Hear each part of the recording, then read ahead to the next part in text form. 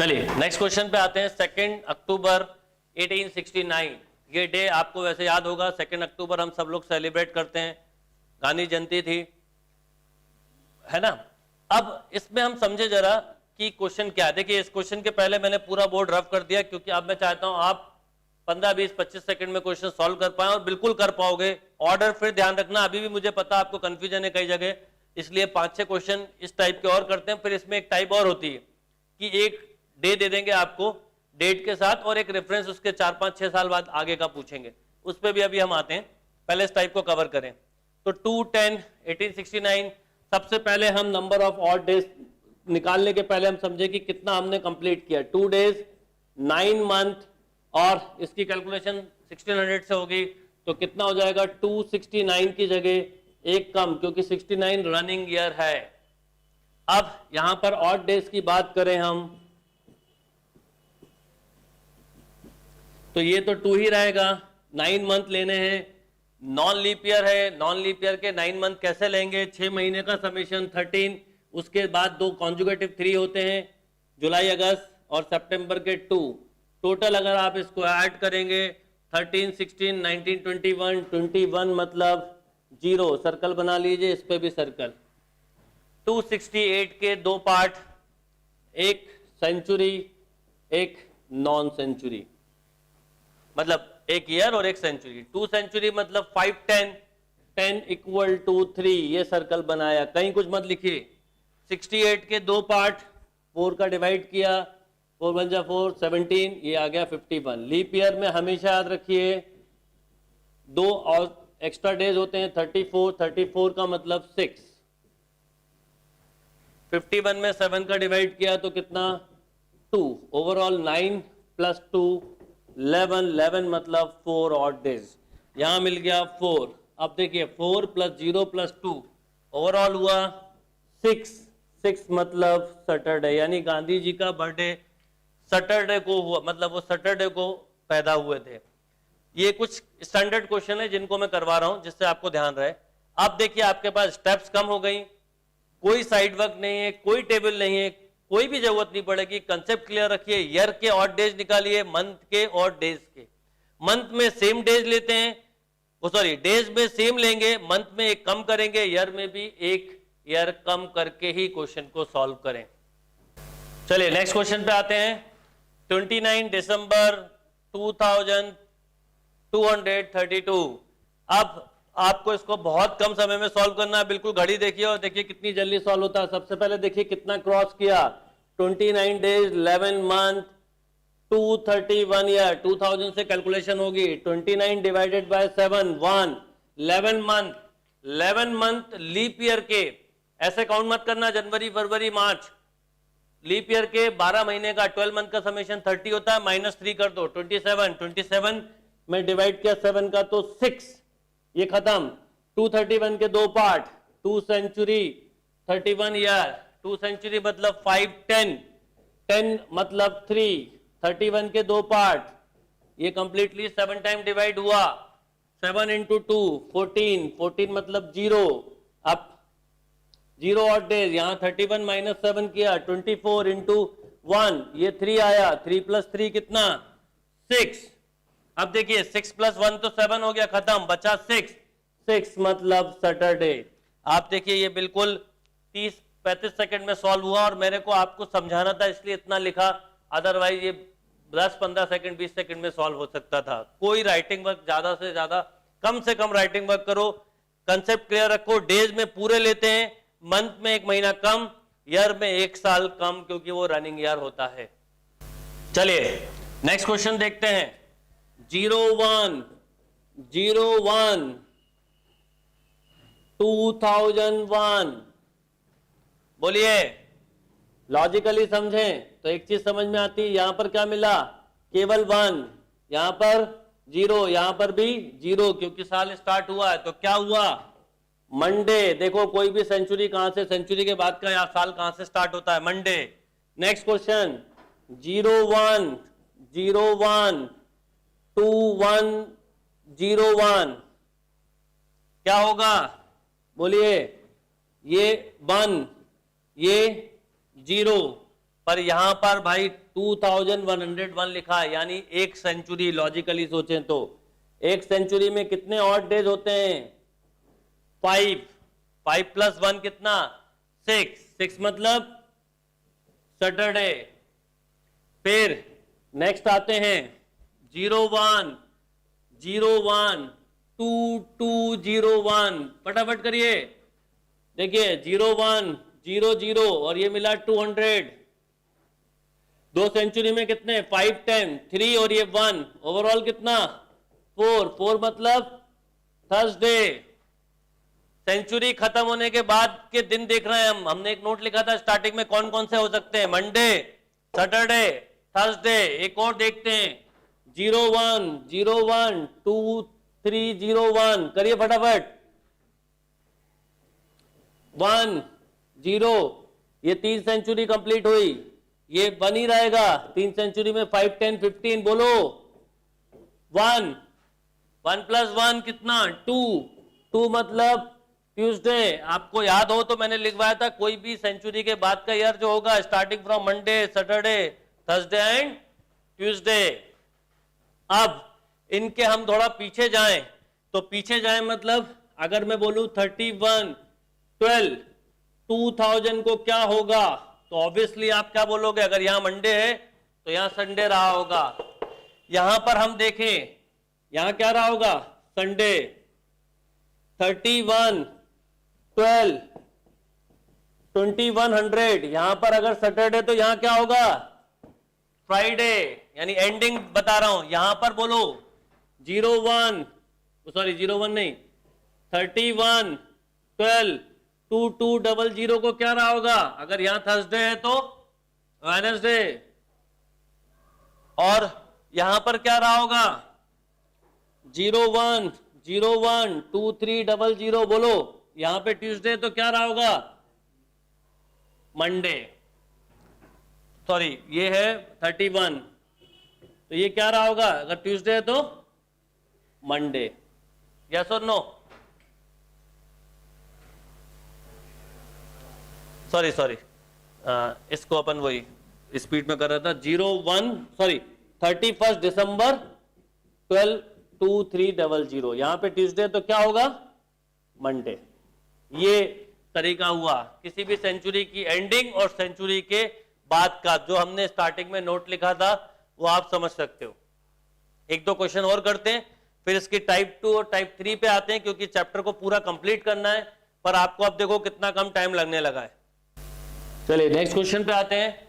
28022224। अब देखो ये भले लीप ईयर है पर फरवरी मंथ की बात हो रही, तो कोई फर्क नहीं पड़ेगा। यहाँ काउंट करो 28 डिवाइडेड बाय, पहले लिख लेते हैं 2801 बोलो 223, यहां पे 0 मिला, ये कितने 3 मिला, ये 0 ये 3। अब यहां पे आए 2 सेंचुरी 223, 2 सेंचुरी 5 10 मतलब 3, 23 डिवाइडेड बाय 4 5, 5 इंटू 2 10, 10 मतलब 3, 5 सब्ट्रैक्ट कर दो 18, 18 मतलब 4, 4 + 3 7 खत्म, तो 3, 3 + 3 6, 6 मतलब सैटरडे।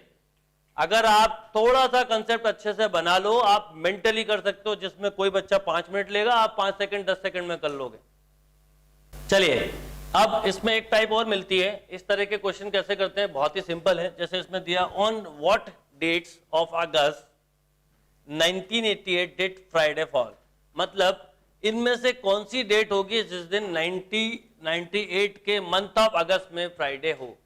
जब भी कभी ऐसा क्वेश्चन आए आप ऑप्शन को छोड़ दो, भूल जाओ ऑप्शन को। आप तो बस ये देखो जैसे अगस्त मंथ में फर्स्ट फ्राइडे कब कब आ सकता है, चारों तो नहीं होंगे, एक ही कोई ऑप्शन होगा। तो आप बस ये देखो कि इसमें 1 अगस्त को 1988 को कौन सा दिन होगा, बस वो दिन निकालो। क्योंकि किसी भी महीने के स्टार्टिंग से आगे के डे, मतलब 1 अगस्त को क्या है उसके ऊपर 2nd 3rd 4th अगस्त डिपेंड करेगा। तो आपको बस ये करना, तो ये 1 हुआ, ये 7 हुआ, ये 387 हुआ। 1 कम करना मत भूलिएगा, यहां पर 1 ही रहेगा। अच्छा ये 7 मंथ हैं, कौन से ईयर के? लीप ईयर के। रिमेंबर 14 + 3 हो जाएगा, क्योंकि 14 तो 6 मंथ का समेशन है। 14 + 3 17, तो 17 का कितना मिलेगा 3, ये मिला 1। अब समझिए यहां पर आए 3 सेंचुरी हुई, 87 ईयर हुए। 3 सेंचुरी मतलब 5, 10, 15, 15 मतलब 1। 87 के 2 पार्ट 21, 21 इसमें से सब्ट्रैक्ट कर दीजिए तो कितना हो जाएगा, 21 सब्ट्रैक्ट कर दो 66। चेक कर लो 7, 8, 87। अब 21 इंटू 2 करा तो भी 42, 42 मतलब 0, 66 इंटू 1 66, 66 डिवाइडेड बाय 7 3, 3 प्लस 1 हुआ कितना 4।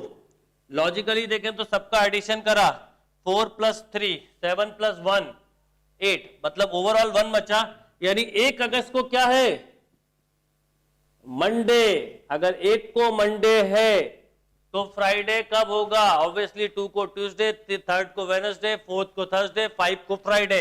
यानी 5 को फ्राइडे होगा, 5 के बाद 12, 12 के बाद 19, 19 के बाद 26। देखिए ऑप्शन में एक ही है 5, तो ये हो गया। तो कभी भी ऐसा क्वेश्चन, अभी 2-3 और करते हैं, कभी भी ऐसा क्वेश्चन दिया होगा, कोई मंथ दिया होगा, ईयर दिया होगा और पूछेंगे कि फ्राइडे कब है, संडे कब है, तो बिल्कुल सिंपली आप एक चीज समझ लो अच्छे से कि आप फर्स्ट को क्या है वो निकालना होगा और उसमें बिल्कुल टाइम नहीं लगेगा। लॉजिक सेम है, क्वेश्चन में कोई चेंज नहीं है, अप्रोच में कोई चेंज नहीं है, बस क्वेश्चन दिखता अलग है। चलिए नेक्स्ट क्वेश्चन पे आते हैं।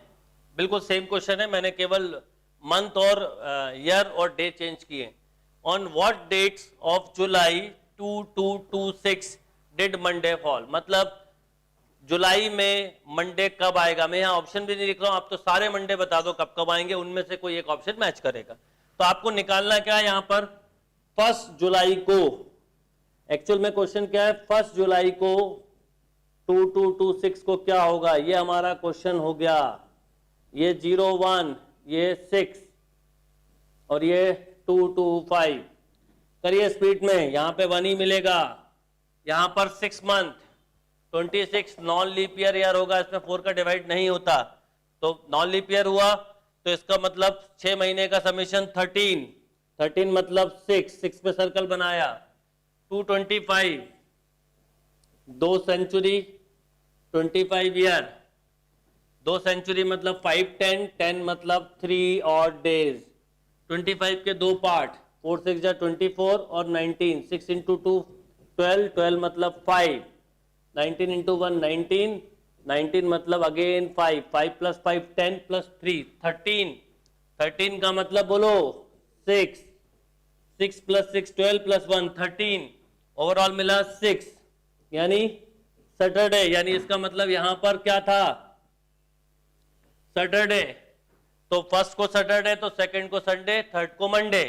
तो थर्ड को मंडे हुआ तो कब कब होगा 3, 10, 17, 24 और जुलाई है तो जुलाई 31 का होता है, तो 31 भी हो सकता है। अब इन 5 में से कोई एक डेट दी होगी ऑप्शन में, आपको वो मार्क कर देना है।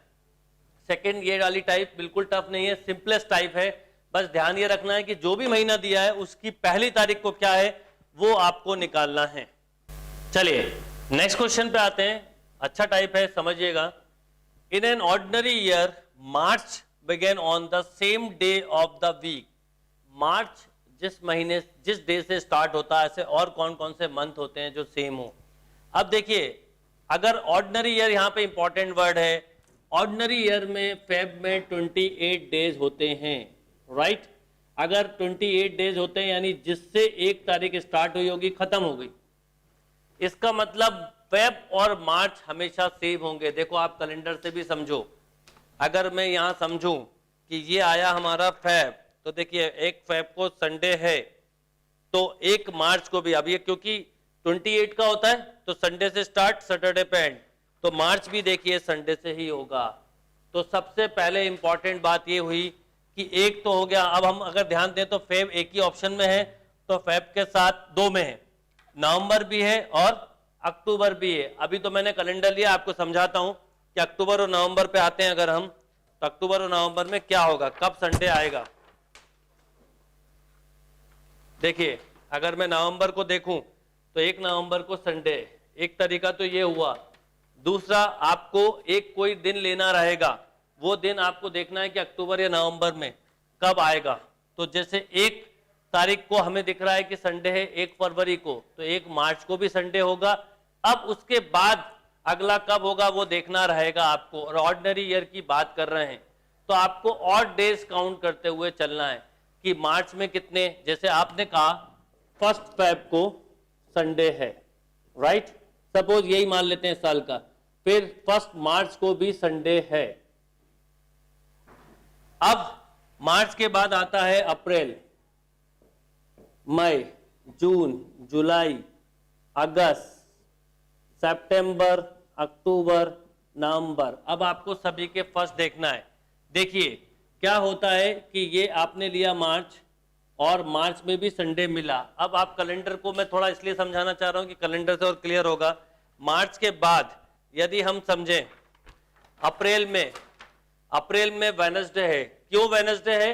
क्योंकि मार्च में 3 ऑड डेज होते हैं। 3 ऑड डेज होते हैं, तो संडे के बाद मंडे, ट्यूसडे, वेडनेसडे, तो ये हुआ वेडनेसडे। ठीक है। अब अप्रैल के बाद अगर हम बात करें मई की, तो मई में क्या होगा? देखिए ध्यान से, मई 1 को फ्राइडे है। क्यों फ्राइडे है? क्योंकि अप्रैल में 2 ऑड डेज होते हैं। 2 ऑड डेज जोड़ दो आप, ये तरीका होता है। तो 2 ऑड डेज जोड़े तो थर्सडे, फ्राइडे, ये फ्राइडे आ गया। अब मई में कितने ऑड डेज होते हैं? मई में कितने ऑड डेज होते हैं? 3 ऐड करो तो मई के बाद देखिए, यहां देखिए जून में क्या आया? मंडे। फ्राइडे के बाद 3 ऐड करो, सैटरडे, संडे, मंडे, तो ये आ गया मंडे। जुलाई में कितने ऑड डेज, जून में कितने ऑड डेज होते हैं? 2 होते हैं, तो जुलाई में क्या होगा? वेडनेसडे। अभी तक कहीं नहीं आया। आप देखो, आप जुलाई, अभी तो मैंने लिखा है, पर हम अलग से अगर देखें इसमें, तो ये देखिए जुलाई 1 को क्या है? Wednesday, right. अब जुलाई में 3 ऑड डेज होते हैं, तो थर्सडे, फ्राइडे, सैटरडे, यानी अगस्त में क्या होगा? सैटरडे। देखिए जरा अगस्त में क्या है, ये अगस्त है, 1 अगस्त को ये सैटरडे। अब अगस्त में भी 3 ऑड डेज होते हैं, तो सैटरडे के बाद क्या होगा? संडे, मंडे, ट्यूसडे, तो सितंबर को क्या हुआ? ट्यूसडे। सितंबर में कितने ऑड डेज होते हैं? 2 ऑड डेज होते हैं, तो सितंबर में 2 ऑड डेज, तो क्या हो जाएगा? Tuesday, Wednesday, Thursday. अब अक्टूबर में कितने? अक्टूबर में कितने? 3, तो थर्सडे के बाद फ्राइडे, सैटरडे, संडे, ये देखो नवंबर में आ गया। तो करना ये होता है इस तरह के क्वेश्चन में। फेब में हमेशा याद रखना कि ऑर्डिनरी ईयर में 0 होता है, मतलब जिस तारीख को फेब स्टार्ट होता है हमेशा उसी तारीख को मार्च भी स्टार्ट होगा for ordinary year. Leap year में ऐसा नहीं होता, उसके बाद ऑड डे को गिन लो। तो आपको ध्यान रखना है कि जिस डेट को मार्च स्टार्ट होगा उसमें फरवरी और नवंबर भी मिलेगा आपको।